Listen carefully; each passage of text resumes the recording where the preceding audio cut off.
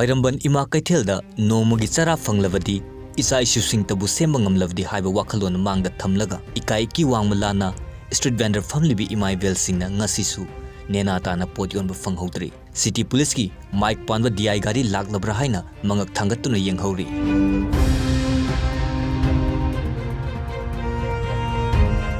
Manipur lengak na mangliba smart city gi manglan gi namak lengak nga sahi asigi January 13 ta thokiba order amana Imphal gi Khwairamband Keithel gi akoibada street vendor Phamlibi sing ngasisu laitana pot yonba ngamdana leiri street vendor sing asi ayuki matamdana pung 9 dagi henba yadaba amadi numidangi matamdana potfam phamandaba haiba lengak ki yathang street vendor Phamlibi Ema-Eben sing gi asokpada thum chaisinba oina thokle street vendor Phamlibi sing amadi lengak ki marakta Thengkang kaya rakta apam pamdagi muknabagi thodok kaya leikhrabasu hingdaba yadraba punsigi damak khanduna ngasisu lukmai palhauri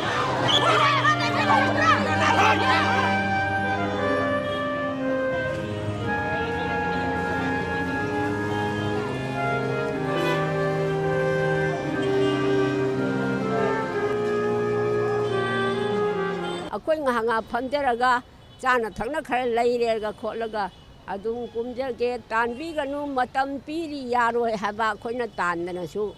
lai hak tak tagi sana kaithel lairembi Khwairamal haiduna bazara haibanate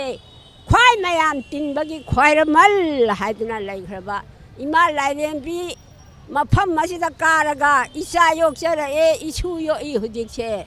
lengak na lawrakliba khongthang asina street vendor Phamlibi singda awaba kya mayok na halle numidangi matamda pung khardang oirabasu potfam phamba yahanbiu police na ngami haibagi matagum sa sandum tanbagi thawong asida Ema-Eben kya penadre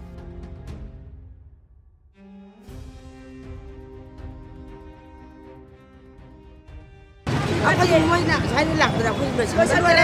Ai puan ni tanggal tengari halal dengan hura benda apa pungam dah bersih dalam benda. Tanggal sih kau sudah dalam benda. Aku moina terlak kan dah aku punya. Kanada hajaruga Kanada tahu doino aduna koina hajaning badi angam mathausinga matam kita waraga suno mugi phamba yahan biba sunga ma yara roi dori bra adugo sumana sum ko chen dori bra ko chen laga na ko se kar mai ta ko hingdoino ko tamong ngamdra ba ado kari haina hairaga kamai tawraga phamba se ya doino Kanada hai doino kanana lamjingbatomtv ko je lamangna baidu oire ba nungdang se hana ne pung mari dei phamalame ba hajiksina tha ma hengale ba supam phamandre ba nungdang pung taruk oisanu manga da oisanu khoina matam khita di pibiu haiba je moina sunya yadre supam phama loene ta tale kho yam ware icha ni gakse ai thakpa ngamoidra na thawa yam ware mai leina ba authority na khitang jengjem biraga matam se pung ani da su amata su thadok piraga nungdang timing je khitang thadok piraga ai khoi poche khitang de yolam biwan amabu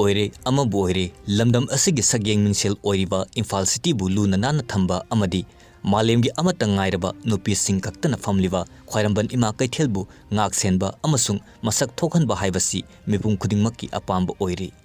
adu moinamak city haibasi mipum khudingmakki lalol itik tawfam adumak oibana Keithel asida maikai kyadagi lalol itik tawnaba mioi kya lepa leitana lakli masimakna street vendor gi achauba wathok ama oirakli